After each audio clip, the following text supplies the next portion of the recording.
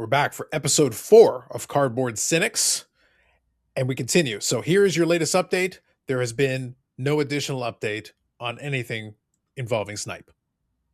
We continue to hear nothing. The tumbleweed rolls through. Silence is deafening. The crickets have been having a party. That's it. That's your first cynical thought to start off. But before we continue, Dan, how are you?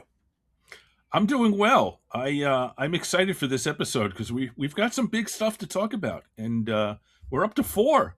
We're really getting up there. Pretty soon we'll be in double digits, and then it'll be 50, and then it'll be 1900 before you even know it. This is exactly how it sneaks up on you. It starts off at 4, and then you wind up at 1900 plus, and who knows? It's all about the math. So this agenda, we're going to follow kind of similar to before. However, there's going to be a lot of the components of it. They're going to be a little bit shorter because there is one specific topic that we really want to dig into. And there's layers to this thing. If those of you are listening or watching, you might need to whiteboard this thing because there's a lot going on. There are a lot of moving parts. I promise I'll help fill in. Dan has done some diligence and some research. Some of this stuff I already knew as well. So I'll be happy to give us some additional flavor as we go through it. So we're really going to focus particularly on one. We will still have a couple of the regular, things to be cheerful for, things to be cynical for. But the one cynical one, there is a lot of meat on the bone. There are components that have been spoken of already, but we'd also like to add some additional information. So depending on how we do with the recording of this one, I'm going to try my best, depending on when you see it, I'm going to try my best to get it loaded before the Friday live stream. So we'll see. If not, I'll get it on the weekend, but I'm going to try to get it out to you because I think there's some useful stuff in here. Before I continue though, a couple of quick announcements just off the top. We do listen and read the feedback, and we do appreciate when people provide, especially when they provide some excellent suggestions. So happy to have that. Please, by all means, please continue to do that. But one of the things that we were proposed to us was the thought of doing an audio podcast. Now, one quick side thing. We don't charge for this. We don't have a Patreon. All we do have is YouTube AdSense and such. The best way to support it is still the YouTube channel. However, I do want to make sure an option is available to you if you want to listen to it, you want to take it on the road with you, and maybe you don't have YouTube Premium. By all means, no problem. So I have created a podcast feed specifically for this, and I want to share it with you on the screen if you're taking a look at it. So there it is. It's Cardboard Cynics. We use the finest of AI icons and logos. So put something together to make it in there, kind of as a placeholder for now, just to keep it simple. But the 3 existing episodes are all there for you right now. So at this time, I will leave a link in the description to this for you. It is on Apple Podcasts. It is on Spotify. So both of those platforms will work. And then because it's on Apple Podcasts, I have Overcast on my phone. It can download stuff from Apple Podcasts. So since Apple Podcasts is now active, all 3 episodes are available for you. And this 4th episode will be added into it. There'll usually be a little bit of a delay when the audio version comes in, and also the text may be a little funky because I have to figure out how to format it in a way that the podcast apps will like it. I'll figure that out. But for now, if you just want to be able to listen to it and take it on the road, take some cynicism on the road. It is now available for you, and I'm going to provide the link for you in the description. Can I say this? That suggestion was from my friend Sean, who is both a lawyer and from Toronto. And so this is a Canadian idea. So, well, that makes him a wise man. Double reasons why. We're going to speak highly of Canadians in this episode, but also very not highly of Canadians in this episode. That's okay. That's what I do around here. That is what I am here for. That's what I'm going to do. So that was the first thing. I wanted to make sure we announce that. So it is available for you. Again, all the 3 existing episodes are all there available. Our preference, if we have a choice, the best way to support us, though, and down the road, if anything changes, we'll let you know. The best way to support us, though, if you can, is on our YouTube channels. And there is a playlist available with all the previous episodes as well. So you can check it out. Plus, you'll miss our visual aids. But if you're on the road and you need the audio, it will be available for you. So thank you for that. One other thing I wanted to do really quick is I wanted to respond to one of the comments for the previous episode. I got a kick out of it. I enjoyed it thoroughly. Dan responded to it, but I also enjoyed it. Now, to be clear, I appreciate the feedback regardless. So by all means, suggestions and comments, you're entitled to whatever it is. The comment was talking about lack of analysis. Dan responded, but then there was a specific point that was called out on. And I don't mind this, but I do want to kind of push back a little bit because there's a component of it that I want to have some fun with. So it was brought in here. It was Lawn Trailers that said it, and talk about spend 15 minutes dissecting a guy giving his employees feedback on the live stream. Your conclusion was know your personnel. That's a LinkedIn post, not a podcast segment. I agree with this, Dan, but I do have a counter. We found it very entertaining. And because we found it very entertaining, we felt like talking about it for as long as we did. You're right. It was not justified to spend that much time on, except that it was really funny and we really enjoyed it. So you have to kind of bear that in mind. It is kind of an important note that needs to be given. I think Mr. Lawn Trailers or whatever his name was, kind of misunderstands the concept. Yeah, we're going to talk about some serious stuff. We're going to analyze stuff. We're going to have some fun. That's the whole Yeah, thing. I We're going to literally have some showed fun. We're gonna Cheetos art laugh for the at Ken stuff. Goldin thing. I have defended Ken Goldin, which will not happen on this podcast, but I have defended Ken Goldin with an overlay of Cheetos art.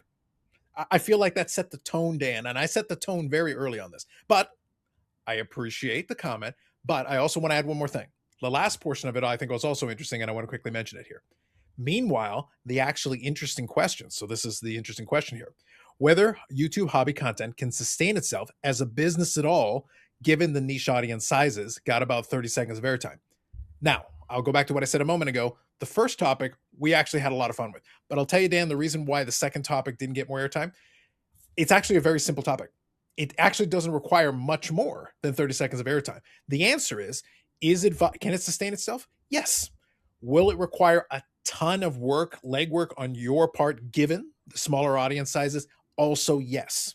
So since I like visual aids, Dan, allow me to give a visual aid. Is it possible with smaller audiences to be able to make it sustainable? Well, also, by the way, you have to define what sustainable is. I don't know the answer to that question for you. My answer may differ than yours. But if you want to consider sustainable, maybe making a living, then you're going to need something to the effect of this. This is basically what you need here. That is a fire suit with one or two logos on it. If you do this, the equivalent of it, then yes, it is sustainable. And as a matter of fact, I know a few people in the space who effectively do that. So is it possible? And if you've got a Patreon, and I've seen podcast network people that have a lot of shows, Dan, they have a lot of shows. So is it possible with enough sponsorship? Yes. Is it possible with a Patreon where people are directly supporting you, a direct support model from the audience? Yes. So you're right. Not 30 seconds. I think I gave it about 2 minutes.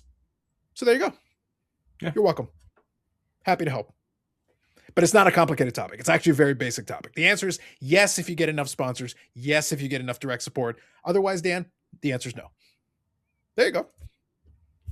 Let it not be said we don't answer questions.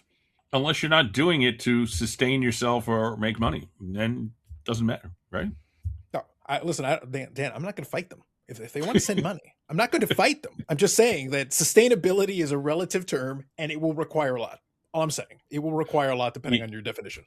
You did miss one thing, though, and that is using your YouTube niche channel to essentially advertise for your actual business, which, yes, when it comes to dealers, car dealers, it's probably a good idea to have a YouTube channel where you talk about all your great deals and, you have, lots of smiling faces and stuff. So, yeah, I mean, is that sustainable YouTube-wise? No, it's basically just using YouTube as advertising. So, anyway. Yeah, if it's part of a funnel, it's doable, but that's a completely different conversation.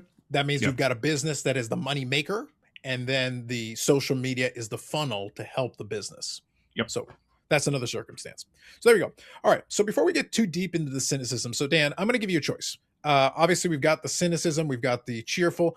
Do you want to quickly go through? I know normally we go back and forth, but in this one, since we're going to be really heavily focused on one component, do you want to do the cheerful ones quickly here and then kind of go back and forth and then get into some of the cynical? How do you prefer today?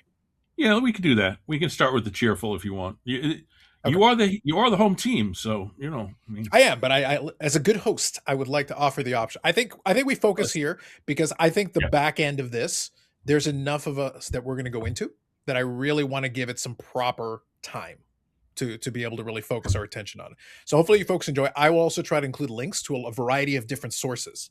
That's why I say, normally I love to play stuff at like 2x plus speed. That's me personally. You might want to just take this one easy, absorb it in chunks because we're going to go over a little bit. Why don't you get us started, Dan? All right. So my number one reason to be cheerful this episode is that Collect has finally gotten out of the journalism business. Which assumes they were ever in the journalism business officially. Right. Okay. After several months of really missing the stories, just completely failing as journalists, the snipe, the Beckett Pulp, what was his name? Patrick Ryan. With the shill bidding, all that stuff. I mean, that they didn't cover that stuff correctly. They didn't cover it as they should have. And if they consider themselves the hobbies media, they really should have done better. And so they're moving on. One of their better guys, Ben Burrows, has left. Announced it on his Twitter feed about a week and a half ago, maybe 2 weeks ago, that he is no longer with Collect. And then Collect shortly thereafter announced that they are doing less news and they're moving into a social media. What did they call it? Getting out of the journalism game, and they're going to be front facing social media. So basically, they're just going to rely on their social media to do little bits and blurbs of what used to be called journalism. So I mean, that to me, that's good. We don't have to have somebody calling themselves the hobbies journalists not doing their job. And at this point, Darren Ravel was going off about the Washington Post and saying that the reason that the Washington Post had to lay off all these people is because their readers really aren't providing the type of readership that they should. So he's blaming it on the audience. So goodbye, see you. Take care, dude. Anyway, Fair. that's one of my reasons to be cheerful, is that a terrible outfit is deciding to give up and not do terrible stuff anymore. So there you go. All right. So I'll go over a couple. I'll go over mine here quickly. We'll bounce back and forth. The blessings of the content gods. A personal favorite of mine on my channel. Content gods have been good to me. On this very channel that we're recording this one on, last night, I actually had a live stream where I went over Ken Goldin's Instagram following the $16.5 million Pokemon sale, which we will touch on again. But right now, this is under cheerful. The cheerful is the blessings of the content gods in providing these interconnected stories, because these are going to be interconnected stories and there's layers to this. We'll have some fun. But the sale, Goldin, the downstream impact, the way it has been covered, even in the early things, not from media, but from way different accounts have covered it. There's a lot of enthusiasm, out there regarding to this, and a lot of feelings.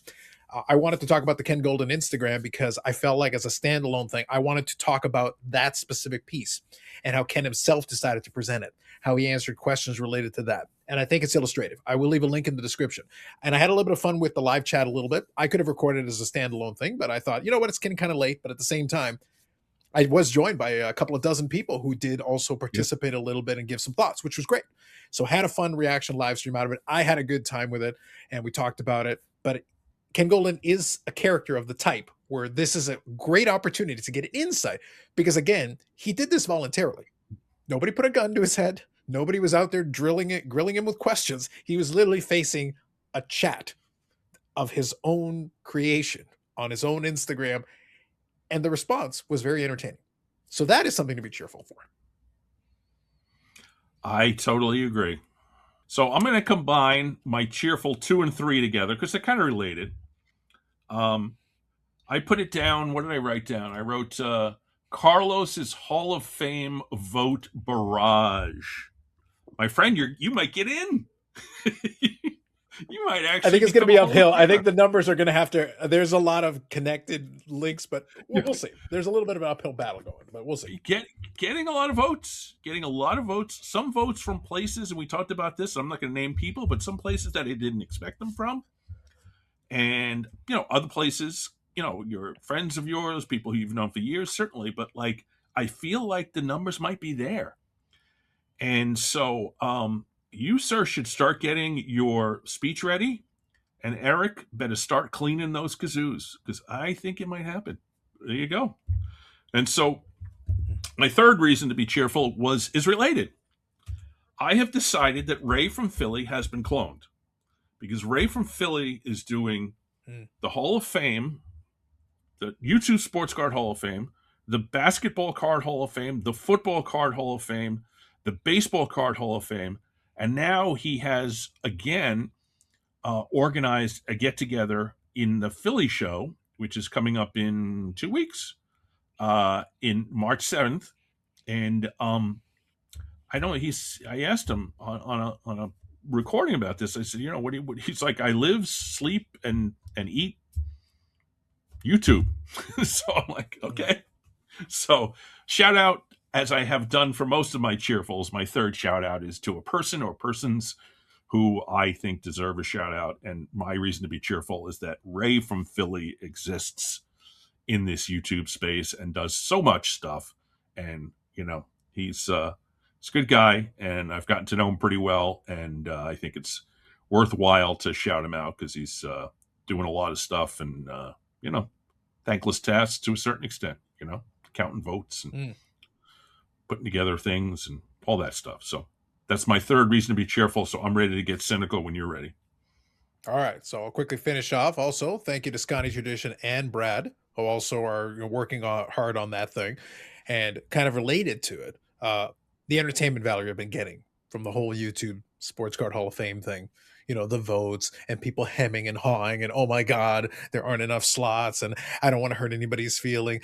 Dan, this is the things that I live for. These are the things that entertain me the most. And we haven't voted for enough of the OGs, and maybe we should vote for more of them. And this is where I have my entertainment. And this time around, as always, as the last couple of years, Dan, I like to bring something different to the table of my voting. And all I have to say is readings of existentialism. Anytime there's an opportunity to include a little reading, listen, I like to have a little hashtag scholarship. Basic writings of existentialism. And I have some choices. There could have been Camus, but it wasn't Camus. That wasn't the choice this time around. But I'm saying, we'll see what next year brings us. Maybe some more Shakespeare. Who knows? I'll see what happens. But I have it is playing out as I have foreseen, and thus far I am entertained. And that is another reason that I am cheerful. So I'm keeping my cheerful to that. Let's get cynical. Go for it. All right, I got two quickies for cynical before we get into the meat of this episode. One is everybody's talked about it. I'm not going to talk about it for very long. It's the PSA raising their prices, extending the time for return. Now SGC is extending the time for return, and I'm just fed up. I mean, to the point where I don't even know. I have a submission at SGC now that's been there over 2 months. It's probably going to be close to 3 months. The whole reason I started going to SGC is because they would get it back to me in 3 weeks, not 3 months. And so I've decided the grading schmading, I don't give a shit about grading anymore. So I'm going to start putting all my stuff in these nice, the one, what do you call them? The one touches, the magnets, all this kind of stuff. Yeah, the one touches. Yep, the one touch. So yep. Penny Sleever is a company that does not sponsor me, although I am a satisfied customer. I was going to say, maybe that's the angle, Dan. Maybe that's how we make this viable. But they Penny make Sleever, these call us. customized. As a vintage guy, Isaac is the name of the guy who runs the company. He's a good guy. I've met him a bunch of times. He started doing these customized things. So this is a customized mag holder for cards that meet the size of 48 to 50 Bowman. Yeah. These are ones. So the insert is cut out to that size. Yeah. This is the Gowdy and Leaf size. This is the 39 to 41 play ball size. There's also, I don't have it here, but there's I purchased the T206 size. I put two T206s in there. So, it's a variety of different sizes that meet various vintage cards. And to me, that's kind of the way to go at this point. Why am I going to spend $20 or however and wait 3 months for a number that I already know what the number is going to be? So just put it in one of these things and you're all set. So my other reason to be cynical, and this one is kind of funny.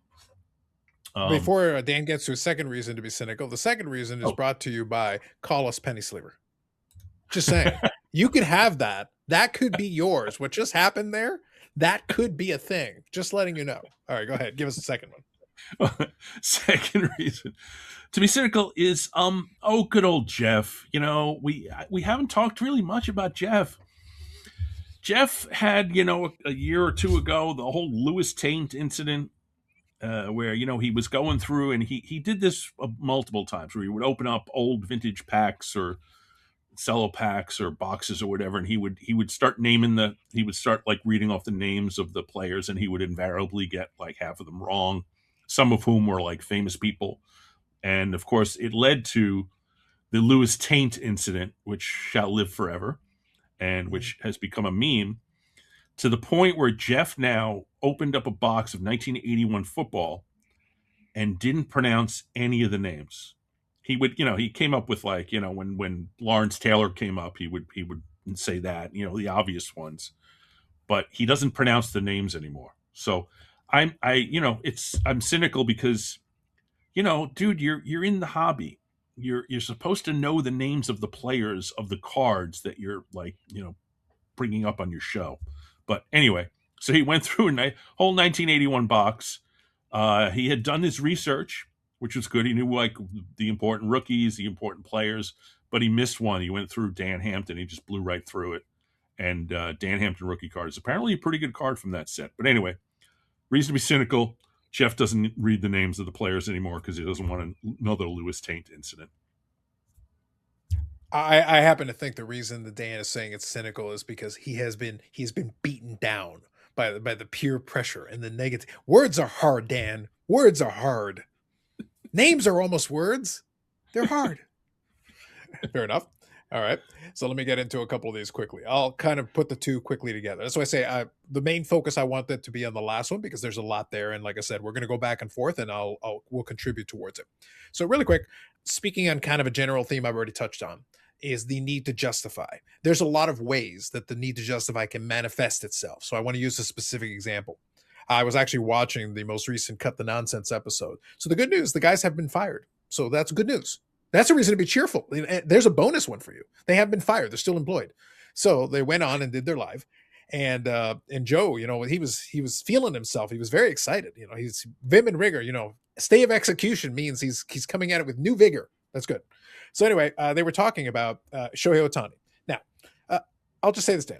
Full disclosure, as a Toronto Blue Jays fan, I am very salty about that way the World Series went. And as far as I'm concerned, I demand a recount. I demand protestations. I have issues. But in that World Series, they were specifically focusing on Ohtani. Part of the whole thing, as the kids would say, there's a lot of glazing of the Shohei Ohtani. Now, to be clear, he is a tremendous athlete. He has done many things that have not been done in the game of baseball.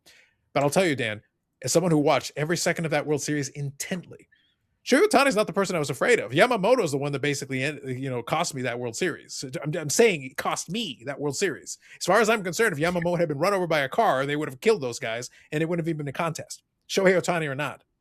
But the point is, obviously, he's 4-time MVP.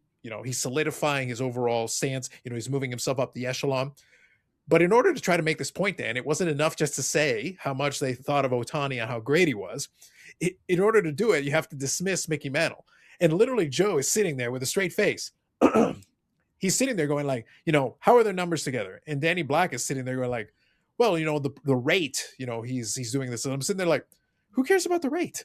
Like, Shohei Ohtani has about half as many home runs as Mickey Mantle, half as many hits. Like, what are we even talking about? One guy has a triple crown and 7 World Series, and the other guy has 2 World Series.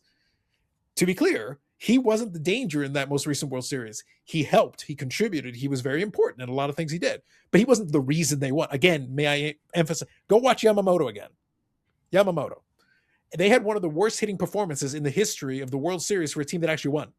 I think there was a Baltimore Orioles team that had a worse performance. That's it. It's basically them and that guy. So again, the pitching was critical. The point is, you can still say he's a tremendously great player without having to worry about dismissing the other player in order to try to make your point. Again, a player who is already established. The reason the Mickey Mantle card is held in such high esteem, the 52 Topps and 51 Bowman and such, the reason it's held in is because he was the biggest star in the biggest market in the golden era of baseball. Baseball has become more global and international, but this isn't the golden era of baseball. Like, it's just not.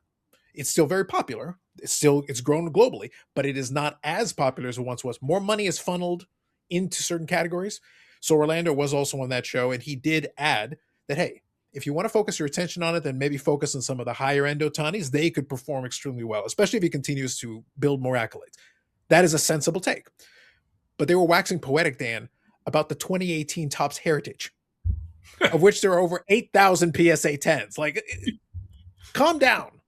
So my point here is the need to justify, at that point, it's almost desperate.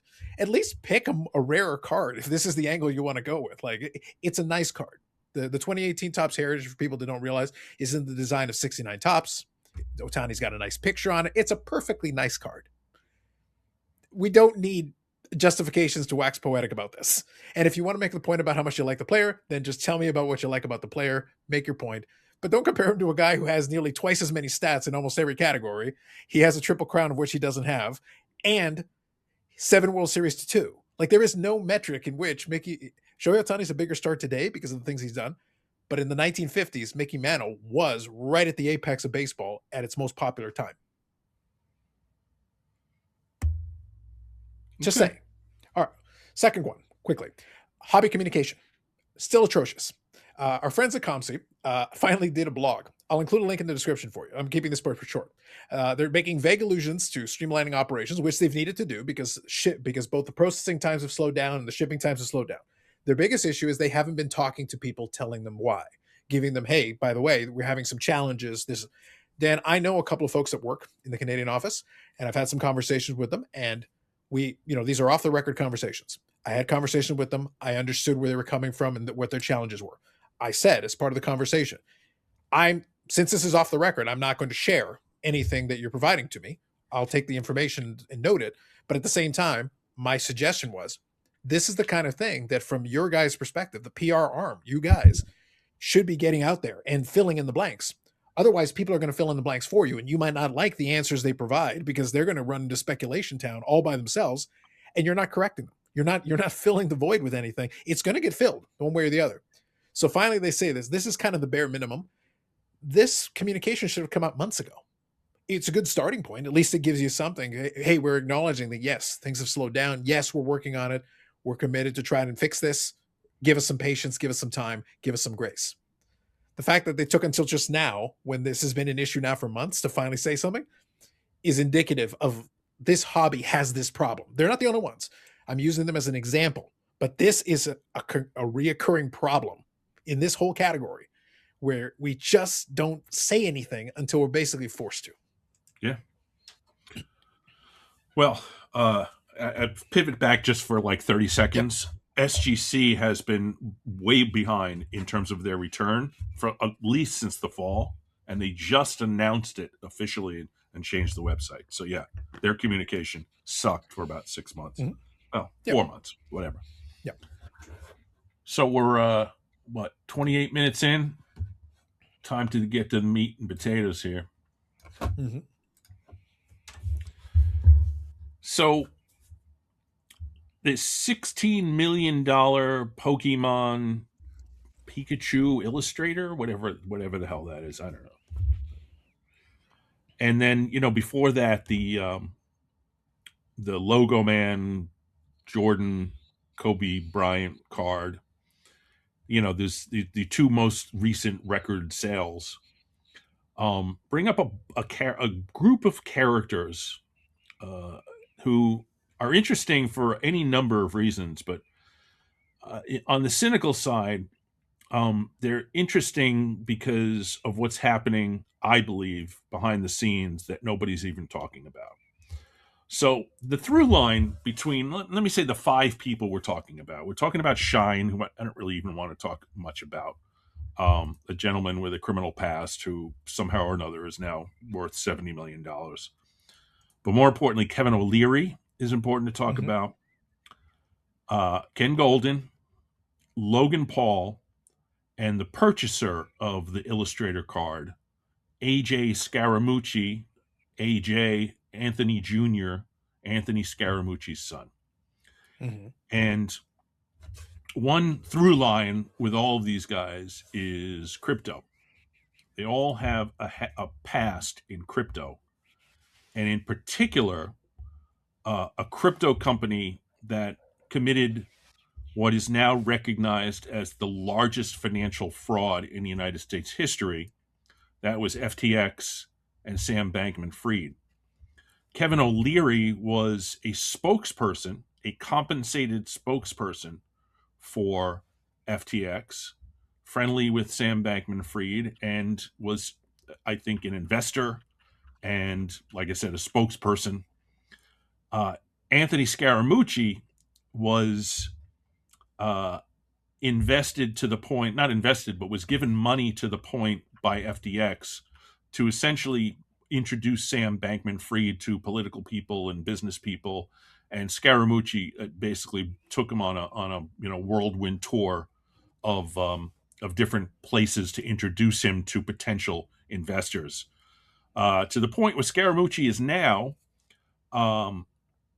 being asked to pay back $100 million in the bankruptcy proceedings that have gone on since FTX went into bankruptcy. So there's a lot of information there, but the reality is that both Kevin O'Leary and Scaramucci made a lot of money out of FTX in the millions of dollars. And enough money, my position is, to be able to, or at least in the position of the situation with Scaramucci, is to try to get rid of that money somehow.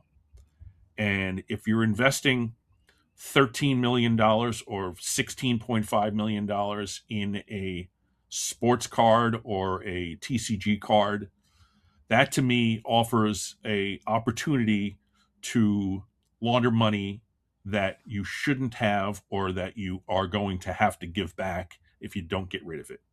And so that's the through line that exists with all of these guys. And of course, Logan Paul, will talk about him and crypto and the whole liquid marketplace situation.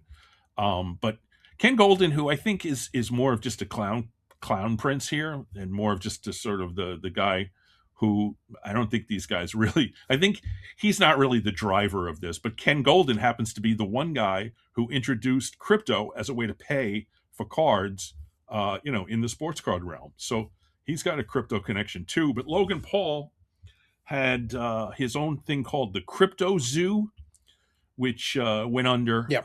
It was people paying money to buy into something that was supposed to be like a game, but also a fungible token, and it just never got off the ground. And ultimately, he ended up getting sued, but he got out of it.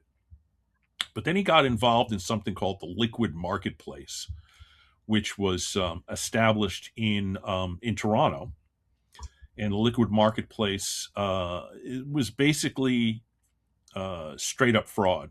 And the three guys who were the officers in the corporation that owned the liquid marketplace, which doesn't happen to include Logan Paul, are facing millions of dollars in fines and other penalties from the Ontario Securities Commission, the OSC. So I know there's a lot. Are you saying it's not the TSX? Are you saying it's not the TSX? Because I've heard from sources in the industry that it was the TSX.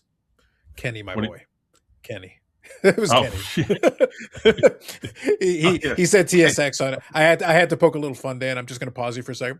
I had to poke a little bit of fun because during the Instagram live, Goldin was trying to answer to that, and he was making reference to it, and he was talking about the Toronto Stock Exchange. And I go, no, the stock exchange is a stock exchange. It's the Ontario Securities Commission is the one who is right now addressing this issue. Again, it's like saying the Dow Jones instead of the SEC.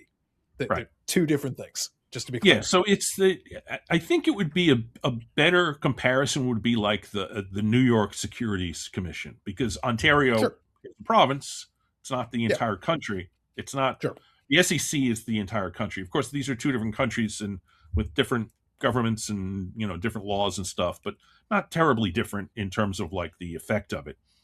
But the Ontario Securities Commission, I guess in 23 or 24, brought charges, essentially administrative charges, against three people in with respect to the liquid marketplace. And the guys' names are let's see, Ryan. I got it in front of me if you like.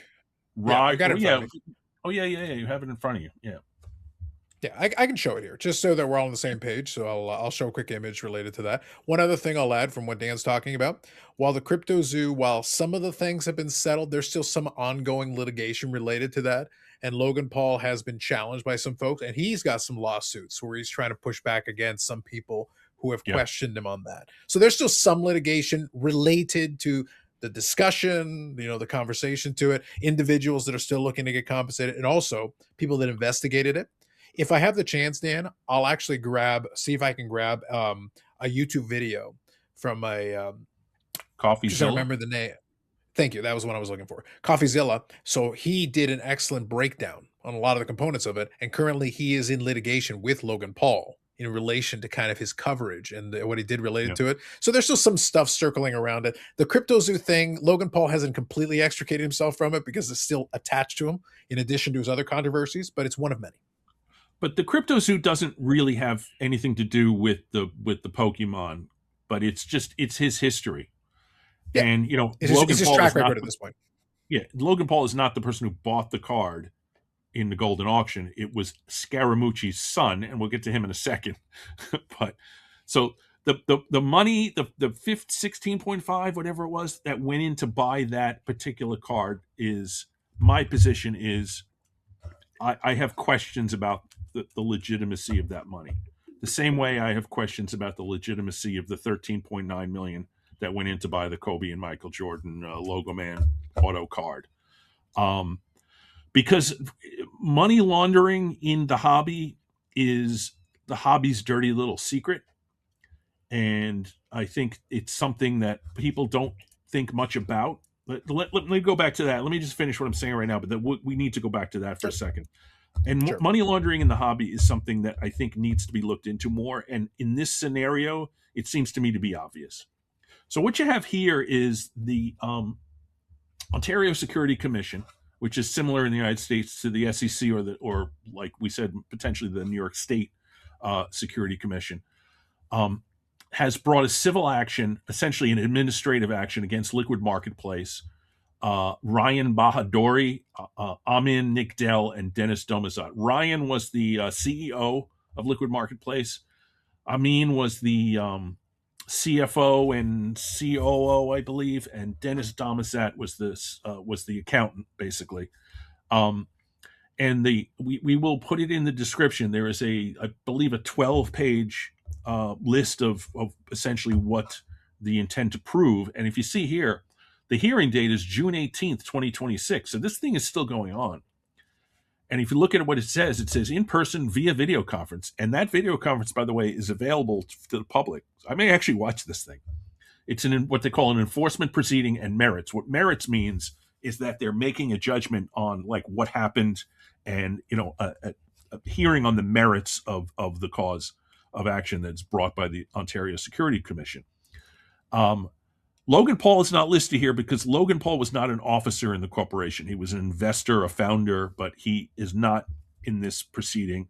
And neither are other investors who were involved in this. There are others, including, I believe Ken Goldin mentioned that he had put money into this thing. Yeah, he said amongst the way he phrased it is that amongst other ventures where he had put some investment capital into it, this is one of them. He kind of connected himself to it. One other thing I'll add real quick, Dan, because obviously we're going to fill in. As I said, we'll go through it and I'll fill in a little flavor here and there where I can. The reason, just so we're all on the same page, everybody, the reason we're talking about Liquid Marketplace here is because this is the platform. So the Logan Paul angle is that they brought in Logan Paul to be kind of a public face. They used him on advertisement. They put him on. And when he was walking around talking and promoting this during this time, which involved that Pokemon card, the specific one that sold, when he was using that as part of the promotion, he named himself as a co-founder. So he was positioning himself that way, even though in practice, obviously, based on the names included in here, he wasn't an officer in the sense. He's not a named person on here. But the marketplace itself, what happened with it, the way it kind of disintegrated and everything, that card was still attached to this whole thing, which is part of the reason that Ken Goldin was trying very carefully to thread the needle and say that, hey, we've checked our things, we've done our diligence, you should have full title to it. That was kind of what he was trying to explain after the fact, because there is a lot of controversy associated to this card, and that controversy includes this marketplace. So excellent, absolutely. And so one of the assets that the Liquid Marketplace used to lure investors was that Pokemon Illustrator card. Correct.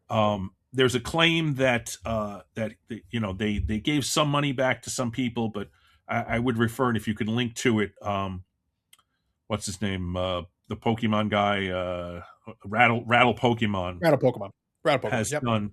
Has done some good work on this, and his recent videos lay it out pretty well. The different investors that talked to him, and people didn't get their money back. And essentially, what the complaint says is that they were supposed to, they took money in. They were supposed to give fractional shares, tokens of partial ownership of the items that they were using as their assets. And they didn't do any of that. Nobody got any tokens sent to them. Nobody got any fractional shares. Nobody who invested. And we're talking about, I think it was like about $8 million that they took in. Which is not, it's not FTX certainly, which was $8 billion, but it's one of the things I'll go back to that in a second, but let me just finish with this. So what the Security Commission is trying to do is to claw back the money that was stolen from investors. These guys did literally nothing. This was a full-on total scam. They took money in, they did nothing. In fact, Dennis Domasat used the money to buy a condo. Ryan Bahadori used the money to pay rent on his condo, and they were essentially they were taking money in that nothing was going out, and they basically defrauded their investors, and that's what this is. It's not a criminal action, but it could become a criminal action. Let me get to that in a minute.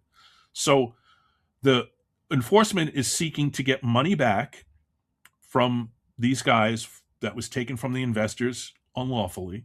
They're seeking to fine these guys $1 million each.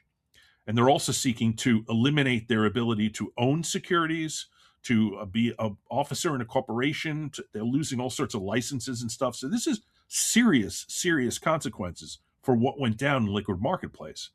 And Ken Goldin, on the other hand, said that somehow or another a judge had cleared them, and that this was all, they had done all their diligence, all their vetting. And no, Liquid Marketplace is, as you can see, on June 18th and a second hearing date of June 19th, this is their day of reckoning, or their days of reckoning.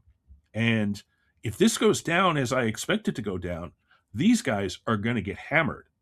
And, assets seized, all that kind of stuff. Now, once there is a finding by the administrative judge on this hearing on the merits, that finding can be used by local prosecutors to then bring action against these people. I should also add that another thing that these guys did is when they were investigated by the OSC, they lied to them. They told them things that the OSC knew was demonstrably false. So it's like the old Martha Stewart thing, where they lied about their, lying to a federal officer in this country is a federal offense.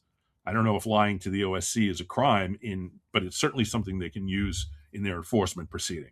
So these guys, the Liquid Marketplace resolution is nowhere near being over. In fact, it's 4 months away from even being administratively adjudicated. And then, like I said, there's a potential for criminal charges thereafter. So the Pokemon card is not part of this proceeding, but the Pokemon card is certainly not vetted and completely free of fraud. In fact, it's very much what happened with it was fraud. And so, when Ken Goldin gets on there and tries to explain these things away, he's lying, and or he's mistaken, or he's ignorant about it. But the reality is, he said things in that 45-minute or whatever IG video that are just demonstrably untrue. So now that people know this, sure. Let me ask you a question, Dan. Kind of playing into what you're just talking about. It is a bit of an interesting. It's a nuance. Assuming that you can establish. So I'm posing the question. So I'll pose the question to you. In the course of their fraud, if they were never in a position to be able to, we discussed the tokens and we discussed that piece of it as kind of a way to provide title to these different people, because the whole idea was you have an asset, in this case the card, and the idea is you've got these tokens which represent, the idea, without getting too far into the weeds, the idea is that the tokens are supposed to represent a fraction ownership in this. It was like having like the old paper contracts you used to have for stocks. You used to have physical stock certificates. That doesn't exist anymore. But the idea is if you had these stock certificates, you owned however many stocks you owned in that sense. The idea was supposed to be the same. But in the case of when they're reviewing this and trying to figure out what's going on with it, if these guys are selling people something they do not have the ability to sell, the card, though, was the hook. So it is certainly a fraudulent thing. You're promising somebody a piece of something that you don't have the right to sell. What does that do for the item, though? Because the item was used as the means with which to defraud them. It is an interesting question. And like I said, the item is not mentioned. No assets are mentioned in this, the proceeding. Because, in large part, because they never actually gave any of the investors any tokens or any indication that they had partial ownership. It was basically just straight up old school fraud. And so is that item that they used along with Logan Paul as a person, as the draw to put money into this thing, Is that subject to forfeiture?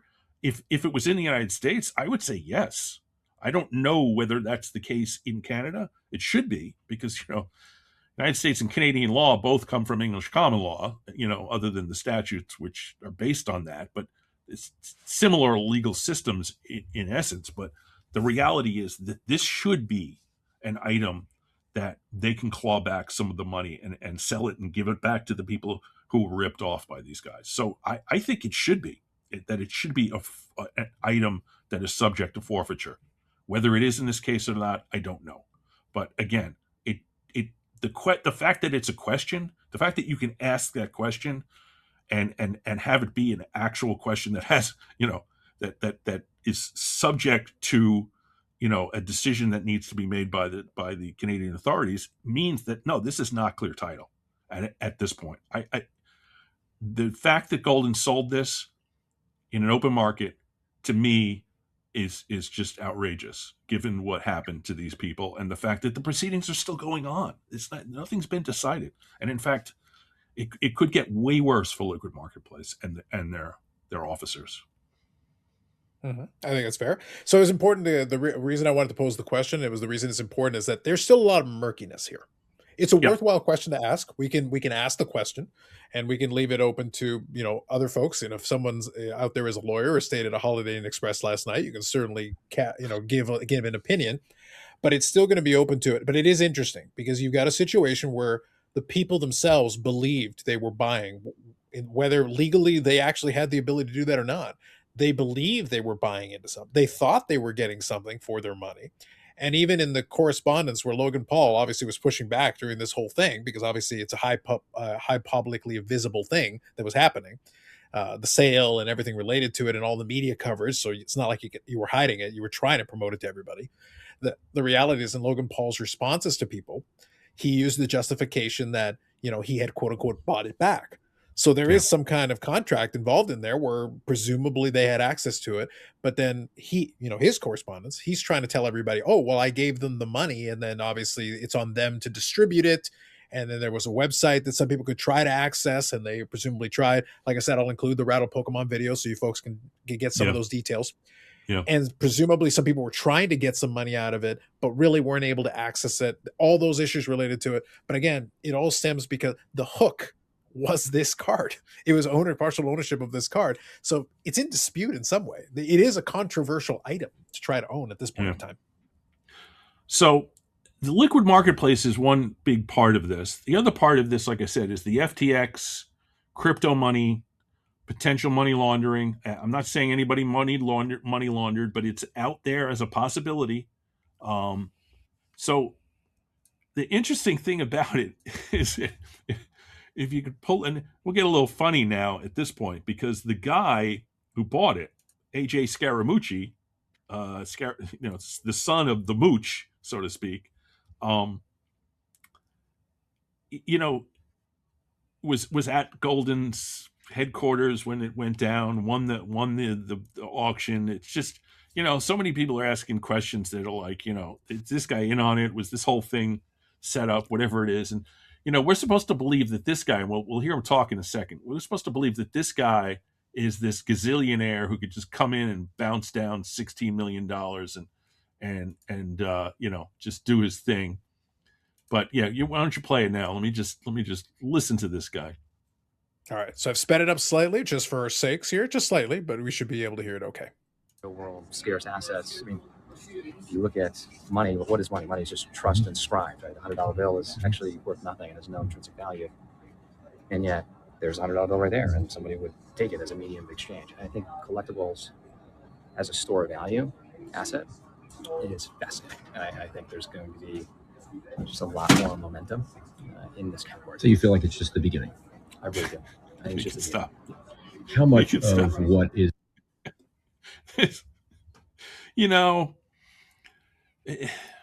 this is just total bullshit coming out of this guy's mouth. And one of the things you can put us on the full screen now. One of the things I want to talk about is this. Liquid Marketplace came into this hobby and did a whole run of podcasts and other things, and put themselves out there. Logan Paul was all over the place, and one of the things we need to do in this hobby, and this is the big picture part of this, is we don't know. We're never going to know if there was money laundered here. We're never going to know if it's the item was completely procured with fraud, although it certainly looks that way. We're never going to know if these guys had figured out the price in advance, all that kind of stuff. We're never really going to ever know that. And the reason that it's really not important for us to know that at this point is because, the name of this show is Cardboard Cynics. And that's because you and I share at least some cynicism about things in the hobby. But I think people need to be more cynical. I think people need to be more discerning about what is being sold to this hobby. When a group of guys like these liquid marketplace scammers come in and they speak so well and they're all highly educated and they're all, they got the salesman pitch and they're all smiles and pat on the back, and the Scaramucci guy, he seems like a cool dude, right? These guys are the people that we have to be cynical about, because the loudest voices in this hobby can be buddy with these guys and put them on their shows and have them come in and say all these wonderful things, and all it's doing is victimizing the investors in this case, and in the case of these sales of these cards, potentially victimizing the market, the market of the hobby or collectibles market is influenced by these sales, I think. So essentially what I'm saying, and not as well as I wanted to, but what I'm saying is we have to be more cynical. We can't let these carnival barkers, scam artists come into the hobby and smile their way into taking and putting their hands in our pocket and taking money from us. And the loudest voices in the hobby need to be a little more cynical themselves, but it's not up to them. It's up to us to basically say enough is enough. We're not gonna go along with this nonsense anymore. So I think that's the big lesson here. And Ken Goldin says, "Oh, this sale is the greatest thing for the hobby." You know what? It's absolutely the opposite. This sale is the worst thing for the hobby, because a bunch of scam artists and money launderers and people with history of crypto scams have come in and just turned this hobby into a joke. And to me, that's the worst part about this. Mm-hmm. So I'll kind of touch on a couple of points that Dan's hitting on and also kind of think through it. Part of what is discussing is the voices of the hobby when it comes to folks that we're interviewing, because at the time that Liquid Marketplace was being promoted, we're going back, a couple of years now at this point, but at the time it was being promoted, they were doing the rounds around different hobby podcasts and live streams and things like that. And the stuff is out there, but a lot of it is kind of a little difficult to find. Luckily I did. So possibly there may be a link in the description. We'll see what my mood is by the time this goes live. But the point is that during the course of those conversations, any skepticism that was given, especially in a live format, was dismissed. And a lot of the things that were given. So that's why I think it's useful, because it's easy to see in hindsight, etc. But just listen to the tone of the conversation. Even at the time, there was skepticism at the time as well. And that happens a lot. And a lot of time that skepticism is dismissed. But a lot of the answers are very wishy-washy. They're very surface level. And it's one of those things where it's not about grilling everybody. And I think for a lot of folks, and this is the point that I want to get at here, a lot of folks are always thinking that it has to be all or nothing.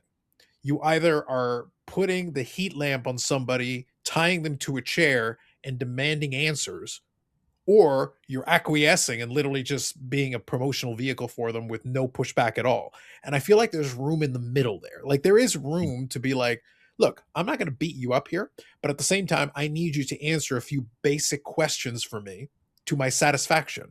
And before I move on, I need you to finish answering the question. I don't think that's an unfair thing to expect, especially when you're promoting it. You should have the answers. This is your idea. So in the course of doing this, at the time they were trying to do that, they're trying to sell the idea that this is all connected to. The question at the time could have been and should have been, okay, so how do we know that these things are, that you're allowed to sell? The whole concept of tokens and all that, I can get a couple of crypto guys on here and they can explain it to you very well. I understand it I know enough to be dangerous. I understand it well enough. But at the same time, I can bring some people in that really can get in the weeds and really break it down for you. Yeah. Those are the people, Dan, that I would ask to then vet what I'm being told. I would then say, hey, this is the answer I got. Does that make sense to you? Is there enough depth to that? Or should there be a little bit more? Should they be more clear about this? Because you're trying to do something. The technology, the concept is simple enough. But now you're trying to do something where you're effectively trying to do a security. You're fractionalizing an item and you're trying to sell this to people. They're thinking that that thing is tied, that you have a piece of title. In this case, not the whole title, a piece of title. So then I should be able to exchange that, be able to cash it out and get my money back when and if the time. Who's your backing? What kind of backing do you have? Any instruments that are considered financial, Dan, even though different jurisdictions, we have different kinds of insurance for different kinds of securities or bank accounts and those kind of things. Even the fintechs, they're called fintechs, financial, institutions that are doing this, they're at the bleeding edge of technology. If you want to be taken seriously, Dan, you have to have the kind of insurance that a bank would have. How do you get that? By proving to them that you're trustworthy enough, capitalized well enough. You have to go through some diligence. And if you see that insurance is there, you at least know somebody's done some vetting. The thing is, at the time these guys were doing this, the vetting was minimal at best. And nobody really pushed. Nobody really checked. We just rolled with it and gave them a commercial. That was the problem. I mean, that is a problem. And here's the answer. My answer is we can't be relying on other people to do the vetting for us. And that's my point about be more cynical. Every get rich quick scheme coming along and every great new, piece of technology and all this stuff, you got to be more discerning. And, the problem with the hobby in general is if you're like that, you get accused of wearing a tinfoil hat, or you get accused of being always negative. And so my feeling is that we learn the lessons the hard way, and learning the lesson the hard way with liquid marketplace is that there are people out millions and millions of dollars because this was a scam that nobody, looked at with a discerning eye. And, I don't know if if we know any investors in it, but, there are plenty of them out there and plenty of victims, and hopefully the OSC will get some of these people their money back. I should say that the bankruptcy that took place with the FTX got a lot of people their money back. But Scaramucci, like I said, got sued because he had $100 million that he had gotten from Sam Bankman-Fried that the bankruptcy court wanted back. And I can't find any record that they ever got it back. So there you go. Free money. And, when this guy talks about the theoretical money stuff and that bullshit that he was talking about in the interview, which by the way, which was done by Darren Rovell, which is a callback to the beginning of the episode. Darren Rovell, of course, asking these tough questions of this guy with his bullshit. We don't know where any of that money came from, and we probably never will. But again, big picture point is got to be more cynical. You can't let these guys come into the hobby and just have their way. That's all. So now, folks, you can put Dan down as skeptical on the fiat currency theory. So no gold and silver for Dan. He's out, because basically that's what he was talking about. Scaramucci was talking about fiat currency, which is the concept itself is what's used for the silver and gold stacking folks. So somewhere out there, Mike Ham is shedding a single tear because of what you've just done to him, what you've done to Dan. That's just terrible. That's awful that you would do such a thing. Real quick. So what you're saying to me, what I'm hearing from you, I want to be clear on this. So you're saying you're out on the treasure hunt on Treasure Trove. So this is the Scaramucci one. So no to the Treasure Trove is what you're saying. This is all the website, right? There's not really anything else. This is the website. Right now it's just getting on the list. So Dan, you're out on the treasure hunt, but he wants to bid on the Declaration of Independence. Are you sure that you want out on the treasure hunt? If Scaramucci wins the Declaration of Independence, I'm out. It's in play, Dan. It's in play, Dan. Don't question it. Well, So I'm guessing you're also out on Rip It then, because you got the Logan Paul, the new venture. Both of these were cross promoted during that sale. So you're saying you're out on the Rip It too. Go back to the treasure trove thing, which interestingly enough has the same name Trove in it as last week or last episode. So one of the ways that you money launder is you have to set up these sort of straw men, these like straw companies, let's say, not straw men, straw companies. And you have to put in some sort of indication of legality. And so if the money is now going to go into this, treasure hunt thing, and it's got, a lot of these things will have like a front page on the website that looks really good, but there's nothing underneath because there's no real company underneath. It's just a shell to hide the fact that we just laundered this money that we need to give to a bankruptcy court, but we actually are just keeping and putting into a, some collectible that we can then turn around and sell to somebody else for a little bit less. It's better to make a less money out of this thing than it is to give it all back to a bankruptcy court. Again, I don't have any evidence of this. I'm not saying that this is what is happening. It could be a perfectly legitimate deal as far as I know, but you got to start adding this thing up and look at stuff like this. And there's no back to this website, right? It's just a front page. Right now, it's just front page and getting on the list. Yeah. And a promise of a Declaration of Independence and dinosaur bones, Ann. I'm being promised dinosaur bones. Yeah. And what's Rip It? Rip It is like Rip It is the Logan Paul one. So Rip It is the new Logan Paul one. Now the thing is, the idea here is that they've got these graded cards, sell them for instant cash. It's very much an amalgamation of different concepts, and there's a little bit of a technology element to it. The thing is, Logan Paul, again, we go back to the liquid marketplace thing, and we go back to CryptoZoo. Logan is on the forefront. So I want to quickly add something. So going back on what Dan said, and I'll make sure that that it's clear on the screen at the beginning. We're providing you all that information as something informational, so you can give you something to chew on. These are some things to think about. To Dan's point, which he just clarified a moment ago, we can't prove definitively that these are the thing, but we can theorize based on the track record, based on the evidence provided, based on the stack of all these different things put together, the cast of characters, the Avengers that have been assembled here suggests that every single time these group of people get together, or similar people, you have to kind of put some question marks to it. Going back to a thing that I joked about and talked about on the live, but then also on my own podcast and everything else to it. Look, one of two things is going to be true here, because at this point, I like a lot of nuance. There's a gray area in most things, but in this case, it seems that we're being increasingly forced into one of two camps here. Either Logan Paul is at the epicenter of all these different things that keep happening to him, or he is the least lucky person on the face of the planet with the worst choice in friends, because every single time he involves himself in anything, something goes wrong. We talked about the liquid marketplace thing. While he is not a named officer in it, he was there. He was front and center in the advertising and in the doing interviews and everything related to it. He was right there. It was the Pokemon illustrator that he brought to the table that was a key piece of this whole thing at the time. We talk about this Rip It thing, which is a brand new thing that is deep in it. Prime Drink is a thing that's going on with him. That's another thing. He's got his own controversies in the past with YouTube. He's had his controversies with all these different ventures. We talked about CryptoZoo briefly. CryptoZoo was another thing that he's involved in. Well, what happened, Dan? As soon as CryptoZoo started to go wrong, it's these other guys. I trusted these guys to build this thing for me, and it went wrong, and all. It's always somebody else's fault.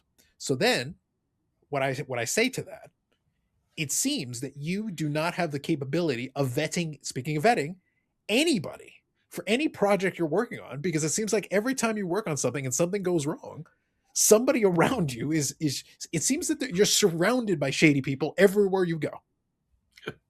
Well, to his credit, he was not an officer in liquid marketplace, and that may have been by design, because when everything falls apart and it all comes down, he was not the person that got the administrative and potentially criminal charges against him. And the same thing with FTX. Sam Bankman-Fried went to jail, or is in jail now, for the next 25 years. His other officers got 14 months and some other stuff, and they cooperated. But none of these other guys faced any criminal proceedings, including Kevin O'Leary, who was a spokesperson and saying all great things about it, and Scaramucci, who was bringing this guy around, the Sam Bankman-Fried guy around to all these different places and introducing him to all these investors. Scaramucci walks away free. It's a story that Scaramucci... But you know who the real victim was, Dan? Eric's favorite, Tom Brady. Tom Brady, Eric's favorite. That's right. Tom Brady was involved too. Yeah, there were a lot of people on this television commercials, this Super Bowl commercial, which cost $30 million. But so there's a story that Scaramucci took Sam Bankman-Fried to an investor, and this investor was going to be very serious. So Sam Bankman-Fried, his whole shtick was that he was just this guy with a lot of crazy hair, and he was a genius, and he had, he wore sweatpants and a t-shirt. But this particular guy, they had to give him a suit. So Scaramucci took off his suit and gave it to Sam Bankman-Fried to go into the meeting wearing a suit. So that's, I guess Scaramucci did lose a suit as a result of this thing. But before we wrap up, I want to talk about my shirt, which is, of course, another shirt from the great, what's his name? Reindeer Studios, Scott. Reindeer Studios, Scott, yep. Yeah. So the reason I wore this Red Heart shirt is because of this card. Now, Ken Goldin on his little podcast. You want to show it one more time? Beautiful card, right? Absolutely fantastic.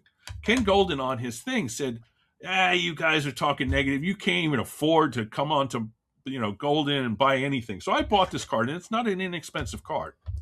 And the reason I stopped using Goldin was because this card took 6 weeks. I paid for it the day that I got the invoice with all the extra fees and stuff.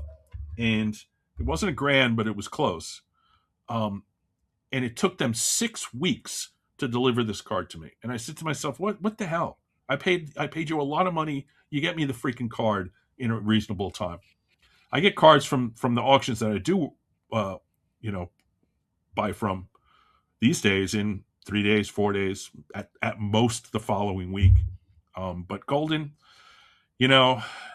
everything is all these poor people can't afford to use his wonderful service. And you know what? In a way, he's right.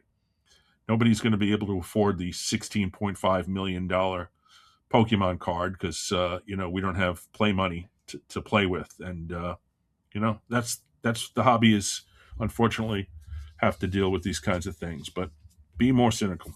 That's my message. So just as a kind of a closing thought before I get into the last couple of things, thank you all for checking this one out. Hopefully, again, going back to what I said a few minutes ago, hopefully we gave you something to chew on. This is not the definitive final. We'll give you a whole bunch of links and different things you can look if you really want to dig into it a little bit. I'll provide you the Rattle Pokemon thing. The Coffeezilla, I think, will be illustrated for you if you really are interested. They did a great job. Like the production values on a lot of the Coffeezilla stuff is very well done. Like they really do some research and some digging. That's a lot closer to journalism than anything that ever came out of Collect. There was research, there were sources cited and information provided, and it was laid out for you in a nice clean way so that you can follow with it. Again, very interesting stuff. You don't have to go into this level of depth, but I think you can see from the sheer amount of little strings that you can pull from. You can pull all these little threads and it leads you down to another one. So it's a whole rabbit hole. In fact, it's a series of rabbit holes. Once you go down one, there's more. You find more and more and more. But again, you keep coming to these same names over and over again. So the overall arching. We can do a link to the Scaramucci FTX stuff. We can do a link to Kevin O'Leary on television talking about Sam Bankman-Fried. We can do a PDF of the charges against Liquid Marketplace where you can watch the hearing even. There's a link to where you can watch the hearing. The Darren Rovell interview with AJ Scaramucci, some articles about the whole Liquid Marketplace thing. So plenty of links. And you can do all your own research, certainly, but it was a heck of a week for me to go through all this stuff, but I enjoyed it. I mean, some of it is in my wheelhouse because I know what the legal terms mean, but some of it was just eye-opening. And making that realization that there was an FTX connection between these two guys and that these silly amounts of money, these stupid amounts of money, might actually not be legitimate. Actually, it was a bit of an eye-opener also. For sure. And I think going back to the overarching theme of kind of what we talked about and also touching on it from a different angle. And I did that on the live stream that I did last night from the day we're recording this, and it's on the channel. When Ken Goldin went on a whole rant, again, regardless of whether the title is eligible to be transferred or something, that's for somebody else to figure out. That's not for us. We can pose the question, we can do that, and then it's up to other people to figure that out who will give their shot at it. But here's what's truthful, and I think nobody's going to argue on this. There is at least some questions. And when Goldin goes on there, in a moment when he should, in fact, be giving a victory lap, this should be a moment of triumph. This should be like a huge moment because it's a big sale, regardless of everything. I'm being serious about this. I just want to make sure I'm clear on this. This should have been a moment of triumph. If we were in his shoes and we succeeded at our field to the point that we were able to successfully break a record, do all these things, this is literally what we do, and we were able to do it to this degree of success, we should be popping the champagne. It should be a great day. We shouldn't be going on Instagram Live a couple of days later, having to feel that we need to justify ourselves and prove the haters wrong. There is something, a couple of my comments specifically touched on this. There is something to be said for that. If you feel like you have to, then some part of you knows that there is a kernel of truth in some of the questions that are being asked. Because otherwise, Dan, if I'm confident and I sleep at night with no question whatsoever, I'm not even addressing you. Yep. You don't matter because I'm not even going to bother with it. And I also then don't have to tell people that they're too poor to bid on my auctions. And the point that I made on the live stream, what I said about it, I had fun with it. I was laughing. I had a smile on my face because I enjoyed it. I took no offense, but I did pose the question, and a few people in the chat got this. I asked, this is a CEO of your company. This company is under the auspices of eBay, which is a behemoth. It's a giant company, huge, very powerful in the industry. But these are what does it tell you that people are still comfortable, even though it's been shown that this can happen with Ken? This isn't the first time. At the end of the day, as long as the check clears, I guess we don't care. And that was basically what I posed. For a lot of these people, even knowing this, they're not ignorant to it. They just said, you know what? I just want to get the money that I'm getting. As long as the check clears, I'm going to ignore everything else. I'm not going to care about it. I'm not going to worry about it. But what does that say about the industry in question that we're talking about? And right there, you understand the baseline of where a lot of the cynicism comes from, because it's like, it's been like this for a long time. This isn't the first time or the second time or the 500,000th time. And we're still doing it now. Ken Goldin has been in the industry, what do you say, 40 years? He said 48 years. He said he's pushing, he claims to be pushing 50 years. And to be honest, the timeline jives. Because, even going back to the early 90s with Scoreboard, probably late 80s too with Scoreboard, he has a lot of very long-standing relationships with a lot of people in the industry. So, and 48 years probably sounds right. It's a theme we've talked about almost in every episode. It's the recycling of, and bringing in the old guys just keep getting recycled. The old scam artists just keep coming back. Just in a different suit this time. Mm-hmm. So we'll leave it at that. Some food for thought, hopefully you enjoy. Let us know in the comment section. We'd like to get any thoughts you have on it. By the way, feel free to disagree. It's perfectly fine. We wanted to present some things to you, food for thought, and we will provide you some resources so that you can go, if you want to go down that rabbit hole. If you wish, you can go down that rabbit hole. It's very interesting. Like if you weren't around at the time, it can be very illuminating. If you were, it's a good reminder, because there was a lot of stuff going on at that time. And I do remember it because I was around listening to a lot of that conversation, the talk. A lot of people were very enthusiastic because this is basically, Liquid Marketplace was like 2022. It was a little bit post-boom, but you were having they had that event. The Card Ladder folks and a lot of the other ones did. It was that trade show. The name is escaping me right now. Mint Collective. Mint Collective, thank you. That was the one I was looking for. And the Mint Collective was the collective backpatting of a lot of different industry folks. And by the way, a bunch of those industry folks are still around. They're still around. Maybe those ventures went away, but other ventures took their place. Liquid Marketplace in, I believe, 22, the Mint Collective in 22, Liquid Marketplace was all over the place talking to everybody. And yeah. That's right. Absolutely. So some food for thought. Leave a link in the description. If you're watching it on the YouTube, hit the like button. Eric pays for it. That's important. Let's make sure you do that. And like I said, there will be a link also to the playlist if you want to check out episodes 1 through 3. and then we'll keep bouncing back and forth. The next episode will be on Dan's channel, and we'll see what else we have to talk about. I am sure, I have nothing but confidence that the hobby shall provide once again. Nothing but confidence. Gave us a lot, this one. Mhm. A lot to chew on, as you said. So that's it for us. Thank you very much. We'll catch you in the next one.